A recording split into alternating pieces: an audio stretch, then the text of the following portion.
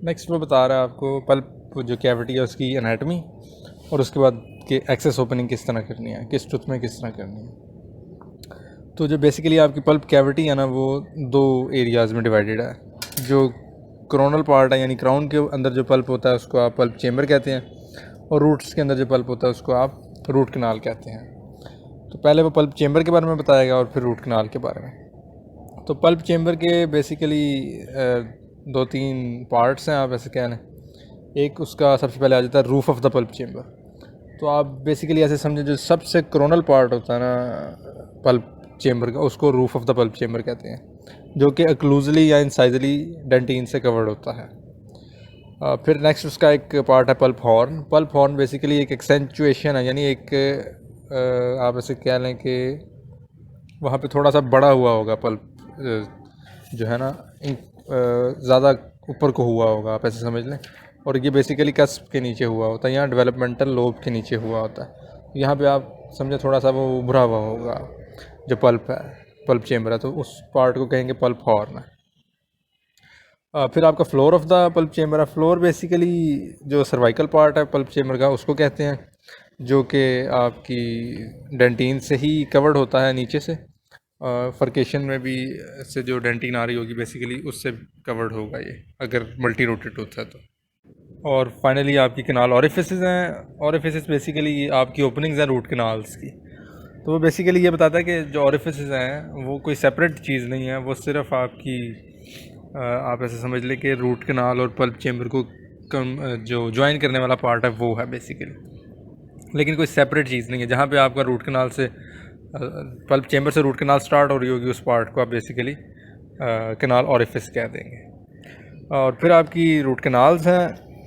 Root canals basically उसने दो तीन उसकी टाइप्स बताई हैं या आपको टर्मिनोलॉजीज़ बताई हैं। सबसे पहले होती हैं accessory canals. Accessory canals basically एक तो आपकी मेन कनाल जा रही होती है ना, और कुछ उसके साथ छोटी छोटी कनाल्स राइट लेफ़्ट को जा रही होती हैं उस मेन कनाल से, तो उनको बेसिकली आप एक्सेसरी कनाल्स कहते हैं। और एक चीज़ होती है lateral canals. Lateral canals basically वो एक्सेसरी कनाल होती है जो कि मेन कनाल के परपेंडिकुलर हो, राइट एंगल पे जो एक्सेसरी कनाल होगी उसको लैटरल कनाल कहेंगे। और ये इस तरह बनती हैं कि जो आपकी ग्रोथ जो ब्लड सप्लाई होती है टूथ की, वो एक तो एपिकल फोरामेन से आ रही होती है, लेकिन ड्यूरिंग डेवलपमेंट क्योंकि फोरामेन ओपन होता है और कहीं इधर उधर से भी ब्लड आ रहा होता है, नर्व ब्लड वेसल आ रही होती है, तो अगर उस ब्लड वेसल के अराउंड कैल्सिफिकेशन हो जाए और वो इनक्लोज हो जाए तो वो जो ब्लड वेसल बन जाएगी वो बेसिकली आपकी एक्सेसरी कनाल में डेवलप हो जाएगी। फिर आपका एपिकल फोरामेन है। एपिकल फोरामेन वो फोरामेन है जहाँ पे आपकी बेसिकली जाके ओपन होना है रूट एपेक्स ने, और जहाँ से आपकी ब्लड वेसल्स और सारा कुछ एंटर होगा, यानी यहाँ पे आपकी जो रूट कनाल है वो ओपन हो रही होगी एपिकली। और ये usually apex of the tooth के एनाटॉमिकल एपेक्स के करीब होता है, लेकिन एनाटॉमिकली वेरी करता है और डिफरेंट एरिया पे भी हो सकता है। और दूसरे एक्सेसरी फोरामेनस होते हैं, और ये वो एरियाज़ हैं जहाँ पे आपकी एक्सेसरी कनाल्स या लेटरल कनाल्स ओपन हो रही हैं। और फिर वो कुछ पॉइंट्स बताता है कि जो अब आपने कनाल को निगोशिएट करना है तो उसकी, और अगर वो कर्व्ड कनाल है तो वो उसकी जो सक्सेस है वो किस चीज़ पर डिपेंड करती है। तो वो बेसिकली डिग्री ऑफ कर्वेचर पर डिपेंड करती है कि कनाल कितनी कर्व्ड है, कितनी कंस्ट्रिक्शन है उसके अंदर, और जो आपका जो भी इंस्ट्रूमेंट लगा रहे हैं वो कितना फ्लेक्सिबल है, उसका साइज़ क्या है, और जो ऑपरेटर है उसका स्किल कैसा है। तो बेसिकली ये जो कुछ पॉइंट्स हैं जो नैरो और कर्व्ड कनाल में आपकी सक्सेस ऑफ नेगोशिएटिंग को डिटरमिन करते हैं। और फिर वो बताता है कि यूजुअली जितनी रूट्स होती हैं ना टूथ की, उतनी ही उसकी रूट कनाल्स होती हैं। यानी अगर एक सिंगल रूटेड टूथ है तो उसमें एक ही रूट कनाल होगी, कोई टू रूटेड टूथ है तो उसमें दो ही होंगी, और अगर ट्राई रूटेड टूथ है तो उसमें तीन रूट कनाल्स होंगी। लेकिन वो कहता है हमेशा ऐसा नहीं होता, यूजुअली उसमें एक्सेप्शंस आ जाती हैं। जो मोस्ट कॉमन एक्सेप्शंस हैं वो आपकी लोअर फर्स्ट मोलर की मीजियल रूट है, जिसमें यूजुअली दो कनाल्स होती हैं, जबकि जो डिस्टल रूट होती है उसमें भी कभी कभी दो कनाल्स हो जाती हैं। तो आप ऐसे समझें कि आपको लोअर फर्स्ट मोलर जो है उसमें चार कनाल्स भी मिल सकती हैं। फिर जो मीजियोबकल रूट होती है अपर फर्स्ट मोलर की, उसमें भी यूजुअली दो कनाल्स होती हैं। फिर जो आपकी रूट कनाल की मॉर्फोलॉजी है ना, उसकी डिफरेंट क्लासिफिकेशंस हैं कि डिफरेंट मॉर्फोलॉजीज़ को उसने क्लासीफाई करके बताया कि इस तरह हो सकता है। जो फर्स्ट है वो आपकी वर्टुचीज़ क्लासिफिकेशन है। ये बेसिकली बताती है कि रूट कनाल्स कितने से स्टार्ट हो रही हैं, सेंटर में कहीं डिवाइड हो रही हैं या ज्वाइन हो रही हैं, और कितने फोरामेंस में एंड हो रही हैं। तो इस पर एक सेपरेट वीडियो होगी, वो उसमें देख लेंगे। सेकंड आपकी वीनीज़ क्लासिफिकेशन। वीनीज़ क्लासिफिकेशन बेसिकली 4 टाइप्स में बताती है। पहली है कि सिंगल कनाल स्टार्ट होगी और सिंगल एपेक्स पे जाएगी। दूसरी है कि 2 कनाल्स स्टार्ट होंगी चेम्बर से और सिंगल मतलब ज्वाइन होकर एक फोरामेन में ओपन होंगी। थर्ड है कि 2 ही स्टार्ट होंगी और 2 ही उनके सेपरेट फोरामेनस बनेंगे एंड पे। और फाइनल है कि एक कनाल जाके 2 में डिवाइड होकर 2 फोरामेनस में एंड होगी। और इस तरह फिर आपकी क्रॉस सेक्शन पे क्लासिफिकेशन है, round, Oval, long Oval, flattened और इरेगुलर। फिर आपका इस्टमस। इस्टमस बेसिकली आप इसको कहेंगे कि जब आप floor of the pulp chamber को देख रहे हैं ना, तो आपको रूट कनाल्स किस तरह ज्वाइन नज़र आ रही हैं, जो ऑरिफिसेस हैं वो किस तरह ज्वाइंट है।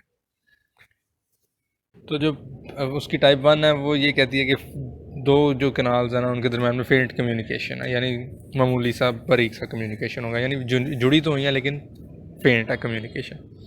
सेकंड है कि कंप्लीट इस्टमस है, यानी टोटली ज्वाइंट है।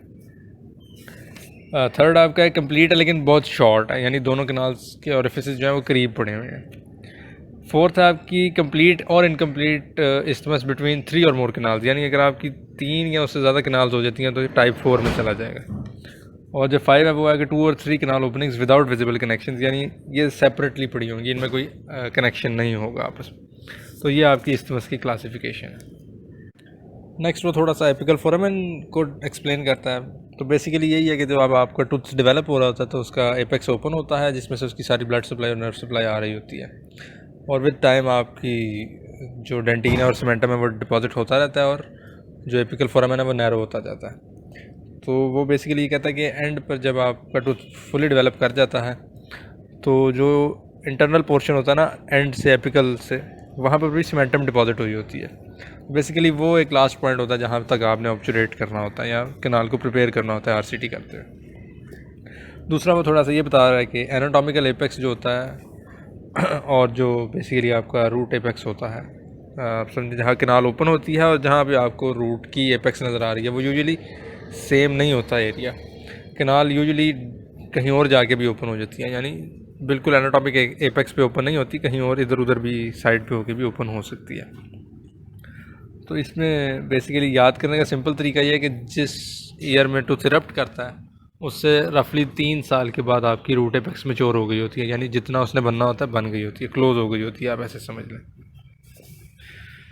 और फिर आपके लेटरल कनाल्स और एक्सेसरी फोरामेन्स हैं, उसमें भी यही है सिंपल कि जो आपकी ड्यूरिंग डेवलपमेंट जो ब्लड वेसल्स होती हैं अगर वो ट्रैप हो जाएं टूथ डेवलपमेंट के प्रोसेस के दरमियान, यानी कैल्सिफिकेशन हो रही है तो कोई ब्लड वेसल उसके दरमियान में रह गई है, तो वो बेसिकली वहाँ जहाँ पे ओपन हो रही होगी वो लेटरल कनाल, वो कनाल बन जाएगी एक्सेसरी कनाल या लेटरल कनाल, और वो जहाँ ओपन होगी वो फोरामेना होगा। और एजिंग का इन्फ्लुएंस ये है कि विद टाइम आपकी रेपरेटिव या टर्शियरी डेंटिन बनती रहती है और वो आपकी पल्प स्पेस को कम करती जाती है बेसिकली। तो विद टाइम आपकी पल्प स्पेस और रेडिकुलर जो पल्प है वो कम होता जाता है, और कुछ केसेस में ऐसा भी होता है कि पल्प इवेंचुअली बिल्कुल ख़त्म हो गया होता है और सिर्फ कैल्सिफाइड टिश्यू पड़ा होता है उसके अंदर।